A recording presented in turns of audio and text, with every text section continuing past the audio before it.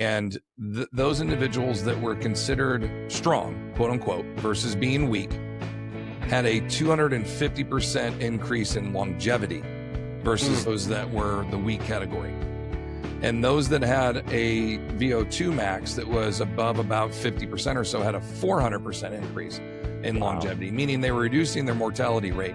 The average US American dies around 77, 78.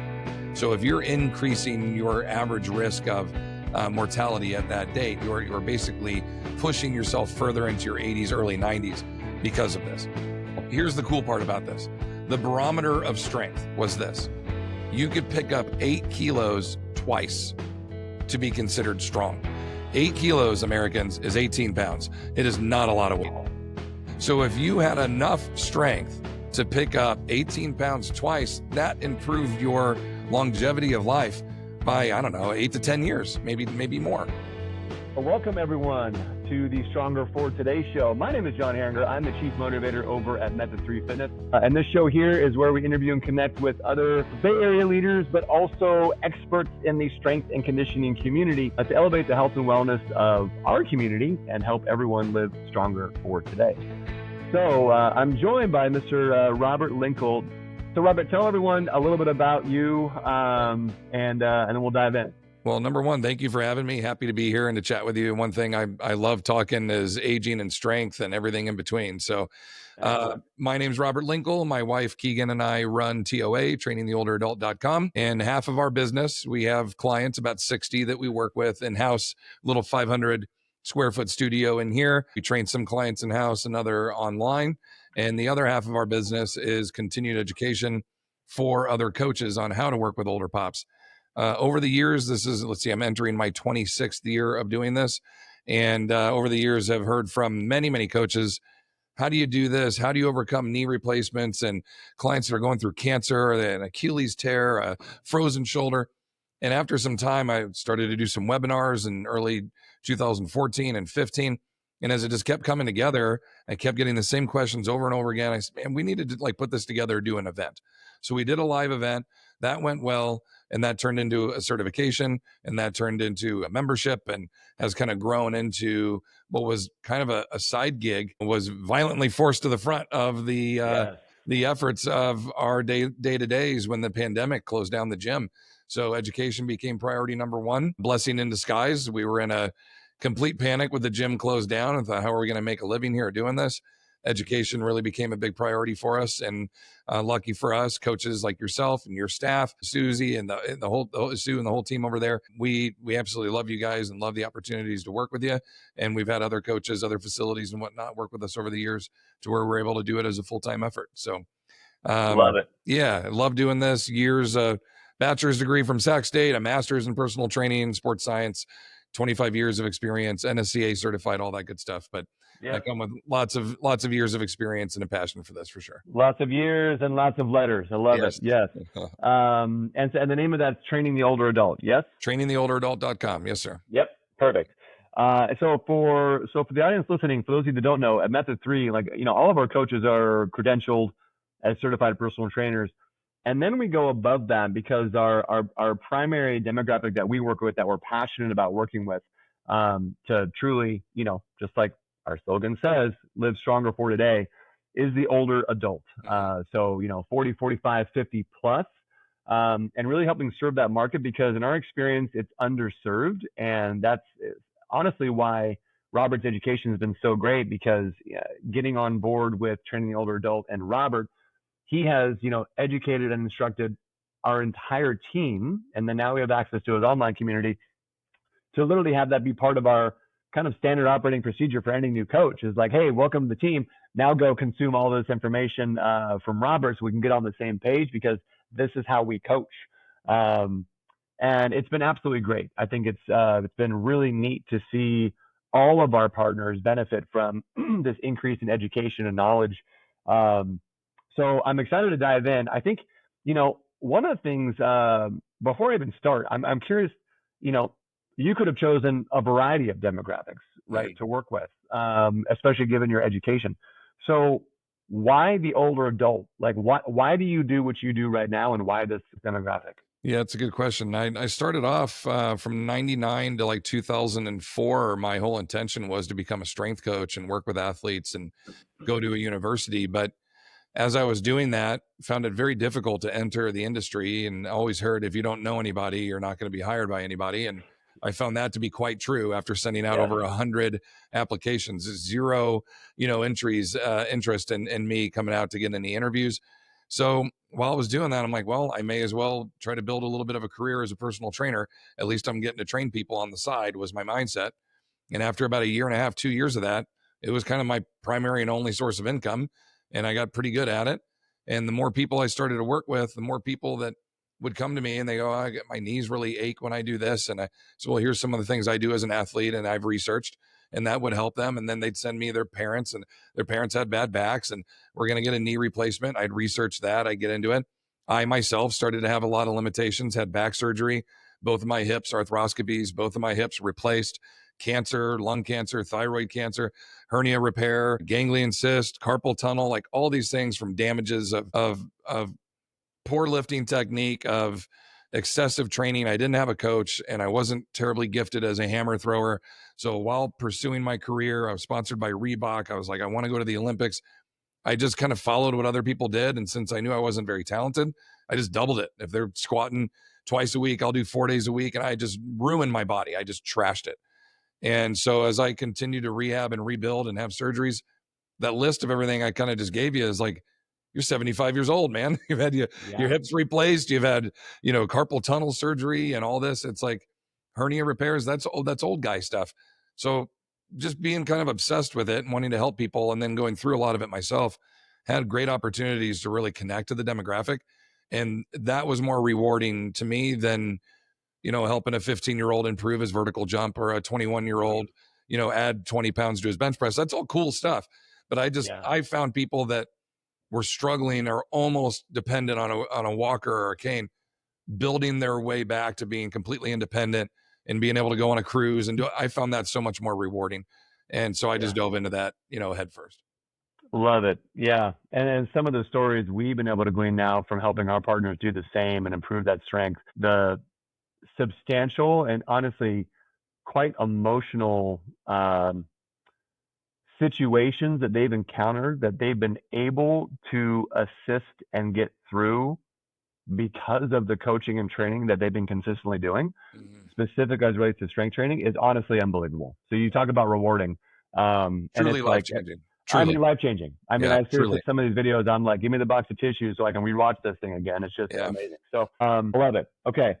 So, I think there's a lot of misconceptions Mm-hmm. and myths as it relates to fitness in general, to be quite honest, because it's almost like diets. It's like, there's all these different eating plans and diets out there and different ways and nutrition books and strategies. And then now I feel like compounding that is that the fitness and workout side has kind of literally followed the same page there.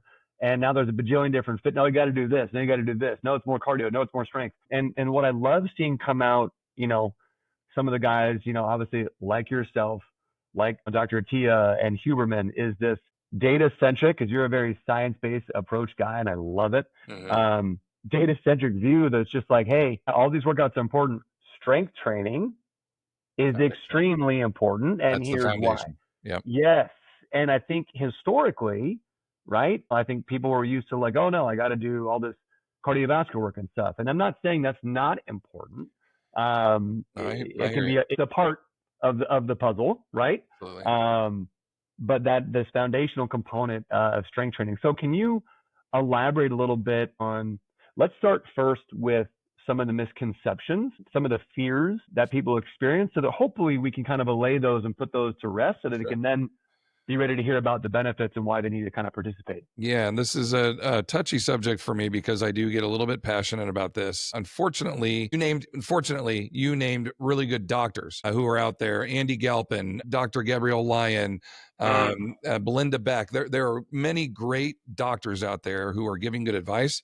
Unfortunately, there are many general practitioner doctors, whatnot, giving bad advice. And I Correct. find that we combat that more than anything else that you're reading on a magazine or seeing on a website. I am not going to argue with a doctor on a diagnosis of whatever. But when doctors start to argue with me about should a client who's 55 years old that's had a knee replacement deadlift or not for the rest of their life, and they say no, I'm going to ask you to show me statistically, research, anything that supports your argument for that. And there isn't any. And it's just this many misconceptions and misleading mindsets that, well, as you're getting older, you have to constantly be careful that you're going to get hurt. The doctors don't want you to get hurt. They want you to get better. So they just immediately say, yeah, stop doing that. Just go do yoga, go do Tai Chi, go swimming, go golf, do all these low impact, low risk type things that will probably not result in you getting hurt. But their misconception, their mindset is the resistance training, because you're lifting heavier things, that will get you hurt. And it's quite the opposite. The lowest of everything that I just told you, the lowest injury rate risk factor, 4%, is resistance training. Everything else I just said is higher than that. So really, it's the opposite. They're going to get more injury risk golfing than they will going to lift weights. But as you stated, here's the foundation of this. Whatever I want to go and do, I want to look better, I want to perform better, I want to feel better. Any of those three things in any branch of it. I have a high school reunion, I got a golf tournament, I want to lose 15 pounds and look better in my bikini, whatever it is they're pursuing. At the foundation of that has to be a level of strength to allow you to build upon whatever you're pursuing. If you think you're a fall risk and you're worried about falling down, you cannot balance and stabilize yourself without the strength and the power to do so. You could practice balance all you want. I stand on one foot while I brush my teeth. You're going to be great at standing on one foot while you brush your teeth, but we don't fall from that position. We fall when we're walking, when the dog runs at us, when we trip on our shoelace, when we're carrying our groceries, when we're backing out of the car. We fall when we're in locomotion. So we need to train to resistance train while we're in locomotion. Squatting, hinging, pushing, pulling, pressing, carrying. That is the groundwork that I taught your team that you all implement on a daily basis. And those are the things that we're trying to combat regularly. So the misconception is lifting anything heavy is going to hurt you or you're going to have a higher risk. And that's absolutely not the case. It's quite the opposite. All the low risk injury things, Tai Chi, yoga, all that, all are great, but they're going to be better in performance if you are stronger. Your ligaments, your tendons, your joints, your bones, everything else, you only perform better with better posture, with better gait, everything else, if you are stronger. So quite literally building a level of strength. And this is, and we're not saying you got to invest a massive amount of time. I can go into some research studies that are like quite literally 5 minutes a week, show drastic improvements, but 2 to 3 days a week, 20 to 30 minutes is ideal to start off, can have drastic returns, improvements in your quality of life, your posture, your gait, your reduction of fall risk, everything in between, cognition, all of it. So those are the big ones that we kind of tackle right out of the gate. I love it. And I think, just to kind of pull out a couple things there, I think, like you said, some of these, primary care docs, whether it's, hey, I don't want to get you injured, and maybe they're not the experts in fitness and training themselves. I do think these days there's some skepticism by consumers with physicians here and there. There's also physicians that are trying to cover, just cover their own tracks, right, a little bit to make sure, like, I'm not going to instruct you to do something unwise. So I'd rather instruct you to just not do anything, right? Yeah. Which I don't agree with, to your point, but I understand at least. And yet the interesting thing, to your point, is that it actually is going to put that person more at risk, and actually the risk of injury is less. I will say, I think so many people are, well, before I state that, let me come back to the thing that I really wanted the audience to hear, which is, specificity can be important, but balancing on one foot, brushing your teeth doesn't necessarily equate to I'm not going to fall. Correct. And that most of falls, like you mentioned, happen in locomotion. Unless we're training for that, then it doesn't occur. So many people think, oh, well, if I'm better at balance, I automatically should fall less, right? And so I think it's this whole, like, causation, correlation type conundrum here that people kind of get into, that it's like, well, yes and no. We can practice some balance, but it doesn't mean it's going to be specific to. Not going to carry over. Yes, and just to this one thing. That can be a part of what you do. Absolutely. In conjunction with this training. But I think then, Robert, this is the last thing I wanted to say, all the beautiful tidbits you said there, because I feel like this is people's next thing that they're probably hemming and hawing on right now, is like, okay, you told me that there's actually less percentage risk of me injuring myself with resistance training. and yet there's still fear there because I think people don't know what they don't know. So it's like, cool, deadlift. Okay. How do I do that? Yeah. Yes. Yeah. Right? Yeah. That's where we come in. We are the tip of the spear. We're the grassroots. We're the ones at the front line with you, teaching you how to do all this. Because there's probably 12 to 15 different variations of a deadlift. And each one of those would be more appropriate or less appropriate for a person pending their injuries, their range of motion, their ability, their flexibility, and so on. And that's our job, is to be able to pick the right one to then give to you to do this. Before you even get to that point, though, and just to backtrack real quick on what you were saying there with the doctors and whatnot, what people don't take into consideration, and the doctors as well, is we are on this gradual decline. This is the term sarcopenia, the loss of muscle mass and function, and you're losing muscle mass and function due to the fact that you're deconditioned. And so you're on this downward trajectory. After about 35, you're slowly tilting downhill, and that's not going to stop. The only thing that can slow it or almost flatline it is by you getting stronger, right? Yep. So when the doctor's like, I'd rather you have not do anything at all than put you at risk, by telling you not to do anything at all, they're putting you at a greater risk. Like, that's the problem, is sarcopenia is going to happen no matter what. So you're going to become old and frail and a huge fall risk. And when you do fall, your small muscles and brittle little bones are going to blow apart. And that, as you and I were talking off air beforehand, those of you that are over 65, 70 years old, fall and have any type of somewhat catastrophic break of a wrist, a shoulder, clavicle, the hip, the femoral neck, and the head, the pelvis, and your femur. If you break any of those, the likelihood of you rehabilitating, less than 5%, more than likely within 6 months, you're going to die. And I don't mean to be morbid. I'm not generalizing either. These are the statistics. Within 6 months, the ability to rehabilitate, if you're deconditioned, is extremely low. And so that's really the big takeaway from this is, yeah, I mean, we want you to be able to go and do all this. And I definitely encourage you to find the right coaches and personal trainers, people that can help you do it. But understanding why you're trying to do it in the first place is the biggest thing. You need to understand why you got to get strong, because you're in this constant battle. Gravity's pulling on you and your body's withering away.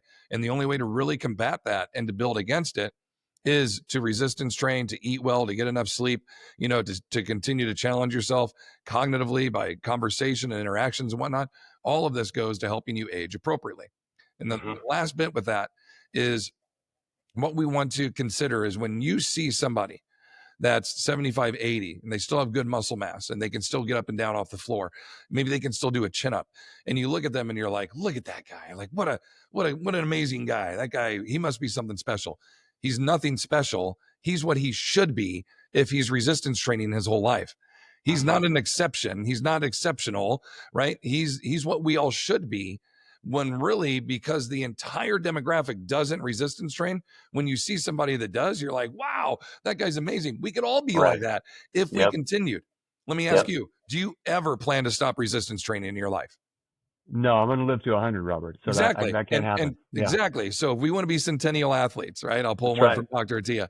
If we want to be centennial athletes, you're going to live forever, which means you're never going to slow down. You're never going to stop walking. You're never.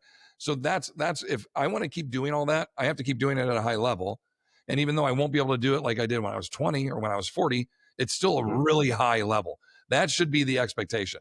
Not that you're going to be this frail old person that can barely pick their feet up, and you're like, well, this is what aging is. It isn't. I refuse to accept that. So should you. 100%. Yeah. And I really hope people hear that. I think you're right. It's become such of a minority of people that do resistance training. And I think more education is coming out about the importance of strength training, about its benefits. Like you said, some of these other physicians and doctors that are pulling this data that, quite frankly, you and I and a lot of other coaches have probably been shouting from the rooftops for 20 years. Decades, yeah. Now there's more letters behind their name. There's a lot of more data. There's more data as well. Bigger names. Yeah, they're getting on Joe Rogan. They're getting on all these shows. And we need it. We need all that. We do, because at the end of the day, it's same voice, same mission, right? Absolutely. They're getting the message out. Correct. And I think it's really important that people hear that, because it's like, it literally doesn't matter what age you are right now that you're listening to this. It is never too late to start resistance training. Never.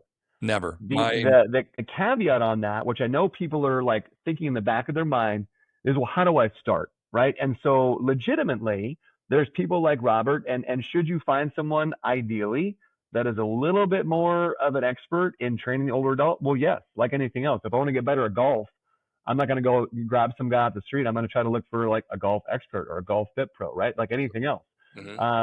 Because they're a little bit more in tune with training that specific demographic, right? But definitely, I think that, it doesn't take, to your point, a lot of time, energy, effort, or even financial resources to get a baseline foundation of what they can do. You don't have to coach with someone for the rest of your life. No.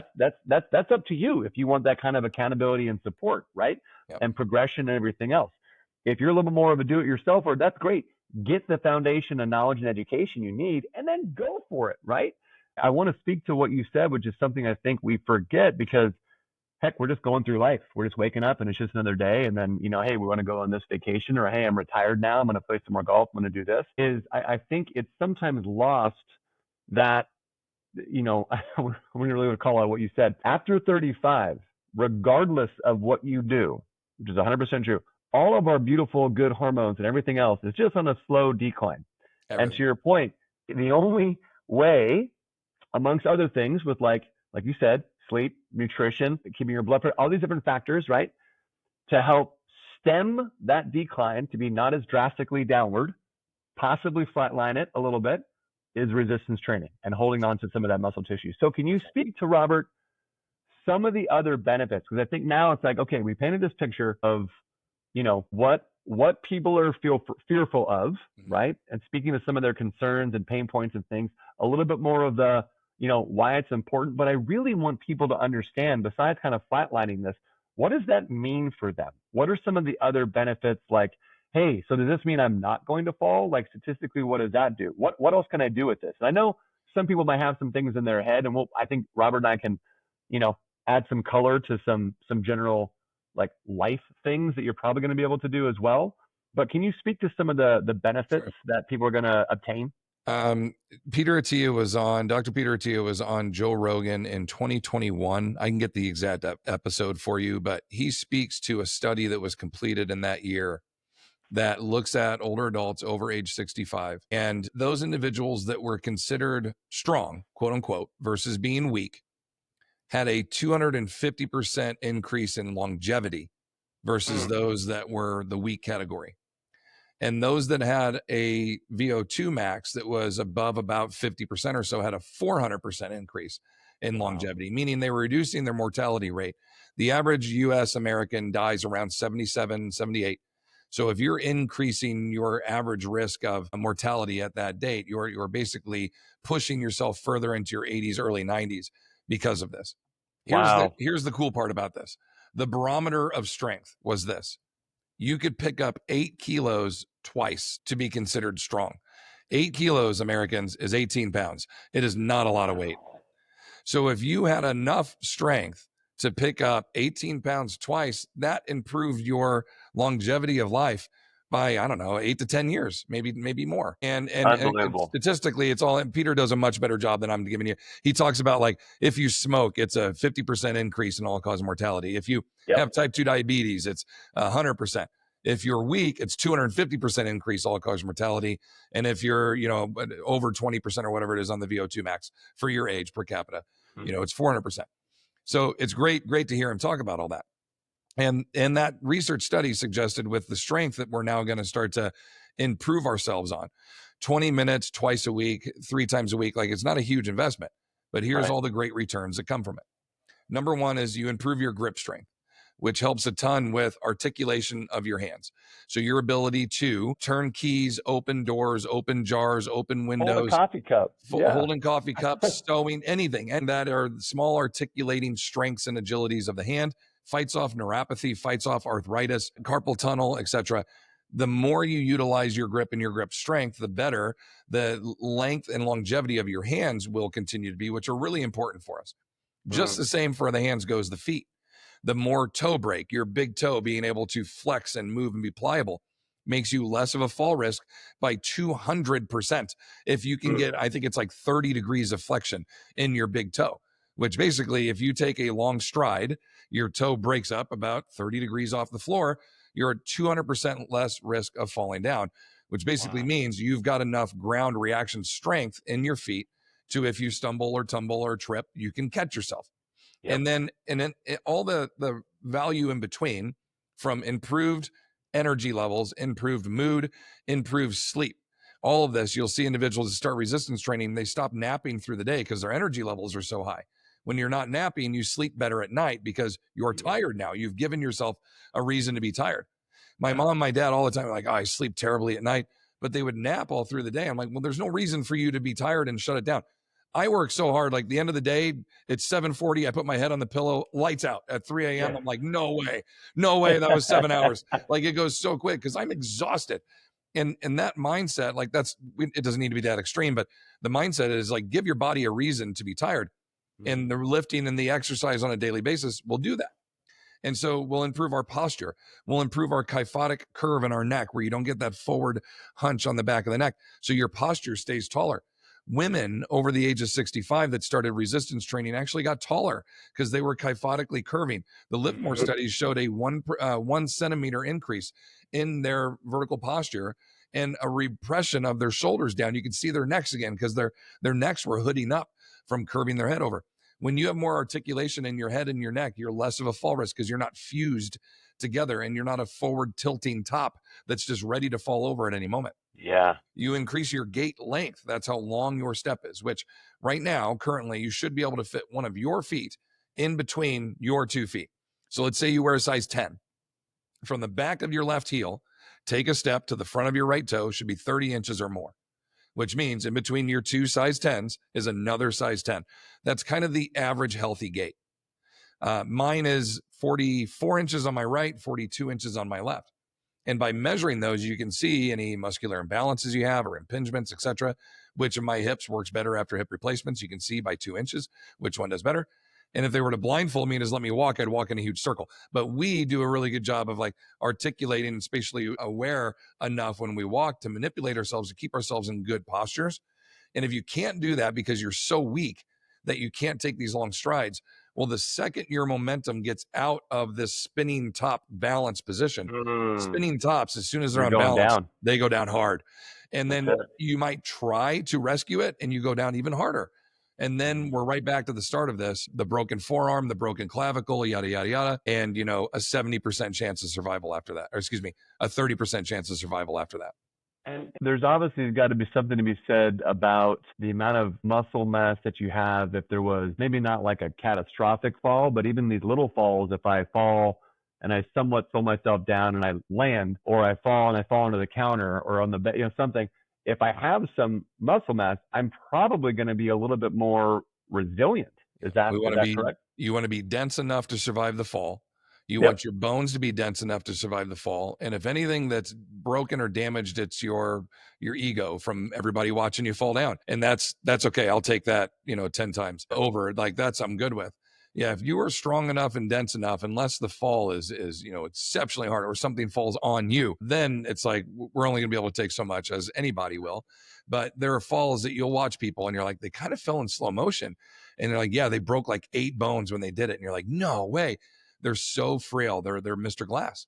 So I in mean, they're conjunction, sorry to interrupt, yeah, yeah. Robert. Go In ahead, go ahead. conjunction, just before I forget, in conjunction with this Yeah. resistance training, as I'm becoming more dense, um, with muscle, not intellectually, everyone, just with muscle. Is there anything to add to that? Like, is my bone mineral density going to be able to increase as well? Absolutely. Yeah, absolutely. And that's where osteopenia, early onset of osteoporosis or bone softening, leads to osteoporosis, full brittle bone disease. They go very hand in hand. Almost all older adults have one, or if not both, sarcopenia and or osteopenia. I'd say about 65% of those over age 60 have sarcopenia in the US. And if you have one, you have the other, but if you improve one, you'll improve the other as well. All your musculature, all your muscles start and originate and insert somewhere in the body. And as they are stressed and they pull on each other to do the curl or do the squat or do whatever action you're doing, it in turn pulls against the bones. And the bones actually want to start to bend and bow a little bit under that stress.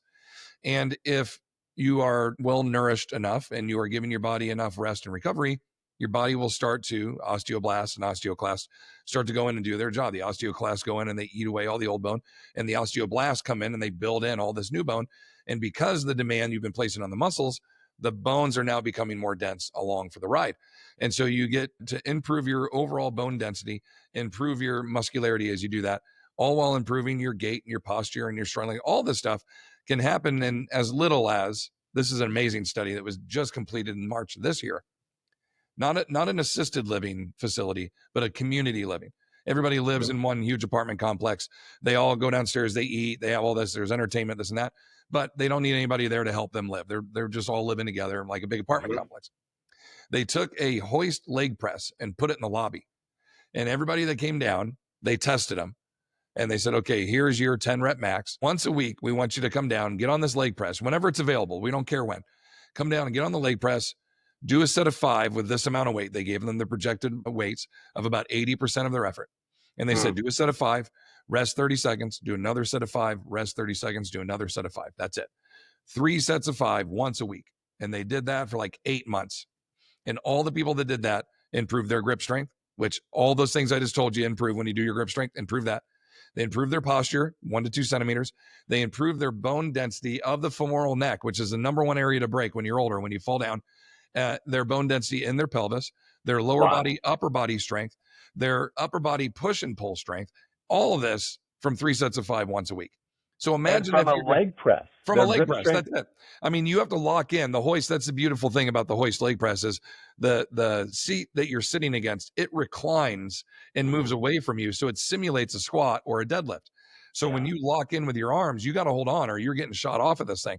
So basically they train the whole body. They compress the whole body together, 3 sets of 5 with 80% of their 1 rep maximum on there. So it was a heavy load. And they had them really challenge themselves, but that's where the return came in because it was heavy. And all they had to do was 3 sets of 5 once a week, and they got these great results. And so imagine if they're coming to see you and your team 3 days a week for 45 minutes or whatnot, even once a week, like what it could do. That's my point is it doesn't have to be a huge, like I gotta put 25 hours a week, like an Olympic athlete into this. No, you could commit 90, there's 168 hours in the week. You could do 90 minutes, 3 30-minute sessions throughout your week and have great return and increased quality of life and everything across the board. You just got to want to do it. And my hope is I can preach enough of this stuff to where you're like, okay, I'm motivated. I'm ready to go do it now. Now I know, right? And get you fired up to go and try it. And I think what's exciting is like, you know, what everyone's heard is what I was exactly so excited to have you on for is like a lot more of this information and kind of data-driven understanding of not just the problems that can occur and the downstream effects of like, you know, breaking a hip and legitimately dying from it, but also all the beautiful benefits of most recent study that shows you don't have, because there's always things, I don't have the time, I don't have this, I don't have, and it's just, you know, we're just blasting all that away, right? And I've always been one, I mean, I literally have my ruck, my weighted pack, for those of you that are listening here, it's in my truck so that I don't have any excuse to just break it out, put it on for 5 minutes and walk. Because something's better than nothing, right? And I think that's what I want to stress to people is like, it doesn't have to be all or nothing. It doesn't have to be this huge time thing. It doesn't have to be I work with a coach for the rest of my life. It doesn't have to be a lot. It doesn't have to be I have to use, can we work up to 80%? Sure. Will you start from that if you're extremely deconditioned? Probably not. No way. Right? No, exactly. Yeah. You start real light, you baby step it up. Yeah, and I think the benefits though, what people forget is it goes so beyond that. You mentioned the increase in height. One of my favorite stories, this is back when I haven't been doing it quite as long as you, but probably 20 years now, 21 years. This is probably like year 2 of training. And Dan, his name was Dan. He was probably early to mid 70s, can't recall his exact age. And he would come in, I think, twice a week with me. And we worked on very basic strength training, walking and gait pattern. And then ultimately, like one of the exercises I legitimately would have him do is come up against the wall, kind of assume the like anatomical position and just hold an isometric. Yeah. That's it. For as best as he could. And then we would slowly increase the time. And one of the coolest things, one of the best stories to this day for me was I'm going to try not to cry because I'm an emotional guy, Robert, is I cry all the time. He Okay. okay, perfect. We're in good company. This is great. Okay, is he came in and he was like kind of just beaming and kind of chest puffed up a little bit. I'm like, what's going on right now? And he came in. He's like, so just got back from the doctor. And I was like, okay, good appointment. He's like, yep. And I want to say he might have mentioned some things with like just general health, or maybe his blood panels kind of all looking good. But the thing he was most excited about, which is kind of what he came in with, is a little bit of like some neck pain and low back pain, was that he knew that was already feeling better, right? Neck pain and low back pain, but that he grew an inch Hey now. from the time. I don't know how long we've been training together, but and so as he's saying that, I'm like seeing his chest almost for the first time because he was so almost concave with this posture, forward head, everything. And to know that just by improving just that, like neck pain went down, low back pain went down, his strength is going up, all these things, and now he's taller, How right? cool And is I'm that? like, the thing is you're not, but you are, because you had just succumbed to all this gravitational pull and lack of muscle and all these things, and we can reverse it. That's the coolest thing.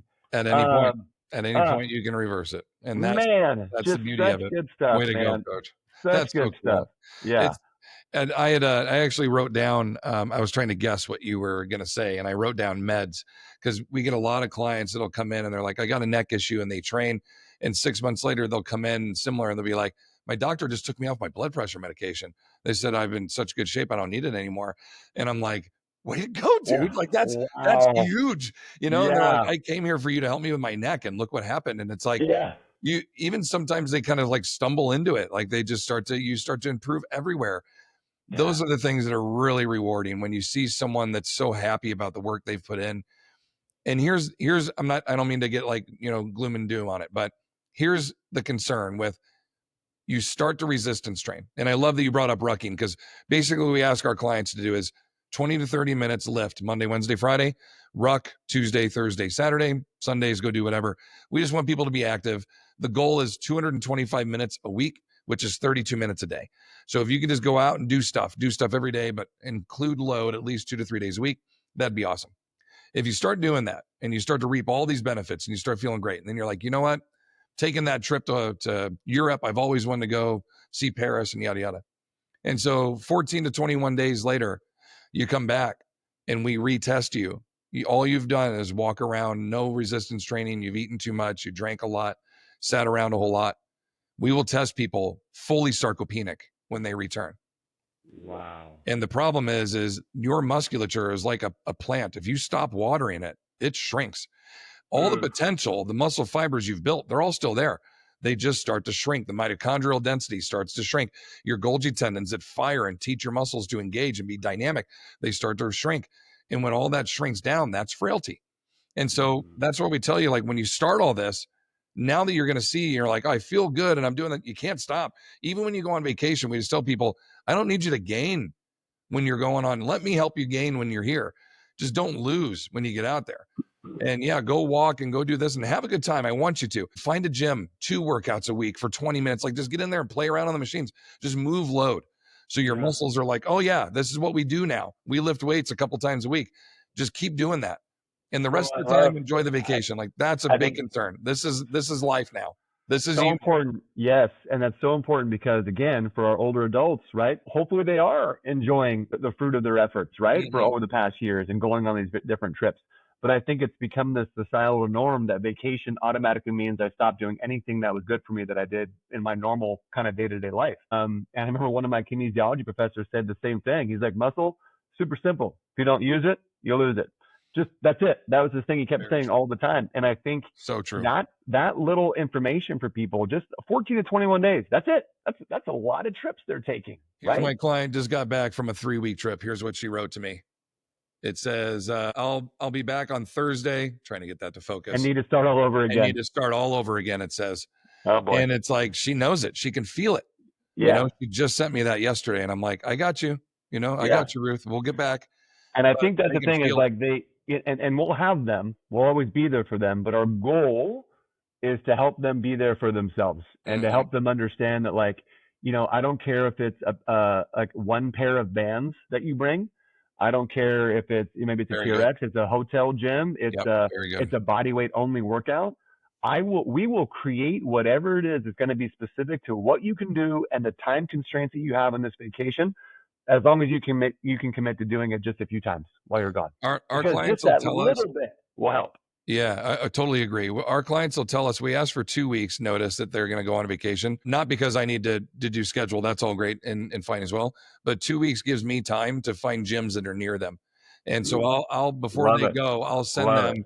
them a lot of my clients are old school. So I like MapQuest it, not really, but Yeah. you kind of show them some locations. I mean, like one gym's 8 miles this way, another one's 7 blocks that way. Like whichever one you want. I did some research for you. They got stuff. Here's something to do. All our clients have access to online stuff that they can pull up at any time. So we just need to find them places to go because they know what to do once they're in there. And we'll actually plan, we personally, Keegan and I, we plan our vacations and we're like, we're going to go find this gym and this gym's from the 60s. We want to go train there. And like, we'll build it into the vacation, but it's that important to us. I'm a little over the top with it where I want to go places that Arnold trained here on Muscle Beach one day. I want to go do that stuff. But for regular folks, I'm like, this Marriott has a nice gym. You should maybe stay there because this would be a benefit to you, into doing so. So we were in Europe and we were staying at some Airbnb in Italy, and I looked up and tried to find gym, didn't know if they're going to be able to speak English there or not, and walked my way over there to be able to go. And it was just, there wasn't even a question. Everybody speaks fitness. Yeah, right. Exactly. I want to kind of just almost finish here with just a little bit of bringing it home to some of these benefits we just spoke about and make them even more real for people so they understand. Because sometimes it's hard. You're going through and you're doing all of this now. Maybe you're doing the resistance training. You've been consistent. And sometimes when we get so in it, sometimes not that we're not able to, we're just not as mindful of these awesome changes that are taking place, of the energy that's being increased, of the things that, like, if I didn't do this consistently, I wouldn't be able to do. And I think that's why some of these stories I hear from partners, we try to tease it out of them to help them be more mindful. And sometimes it's just the more drastic cases of like, yeah, my husband, went down and he went, I think one of them was a partner that was, their husband was choking and they were able to give them the Heimlich. Oh, wow. And legitimately save it. I mean, it's just some of them that you get chills. Yeah. And so I think people need to remember that, like, there's all these benefits of, like, yes, I may drop a couple pounds, I may lose some body fat, I may have some good skin elasticity or definition, but it's everything besides that. It's how I feel. It's the strength that I feel. I feel like the virility, the sleep, the energy, the ability to go have a difference in all the golf clubs I use instead of one club that all of them go the same distance, right? And just these beautiful, I can go to Europe and go up the steps and go on vacation and do these things that, like, no, I don't have to take the bus or the tour or the cart or the chair. It's like, no, I can do all these things. I can engage with my grandkids. I can play on the floor. One of my fondest memories is Sarah's granddad, who was in his early 80s, that, I mean, I almost had a heart attack when he came over and he, like, got down on one knee to, like, pick up one of my kids. And I'm like, whoa. Oh, that's okay. You can do that. I forgot about that. Okay. And he's consistent 3 days a week. His little, recumbent bike, and gets to the gym and everything else. I think he just celebrated 90 years. And it's just, I think I want people to remember that. Yeah, because right now you're 40, 50, 60, maybe even you're 70. We take it for granted a little bit. Yeah, and you want to enjoy every minute. Like I wasn't kidding, and just like you, I'm going to live to 100, but I'm not going to there's going to be not a single decade where it's just this lost decade. I refuse, to your point. I refuse. And I want everyone else to have that same feeling so they can literally, like, yes, live stronger for today, but to enjoy every single moment the way that they want to, right? So anyway. Excellent. Love it, dude. I love everything. We're going to have to do a part 2 one of these days. So this is great. As you can tell, I am not short on words and I'm happy to talk. So we can do part 2, part 3, whatever you want. I'm happy to we'll be here forever. Yeah. Awesome, man. Well, hey, thank you again, Robert, for all your time, dude. I appreciate it. If you guys want to find out more information, trainingtheolderadult.com. Look him up. Robert Linkul. Guy's awesome. And just a wealth of knowledge to help all of you listening continue to live stronger for today as well. So thanks for joining me, man. I appreciate it. My pleasure. Thank you, brother. Appreciate you. Have a great day, everybody.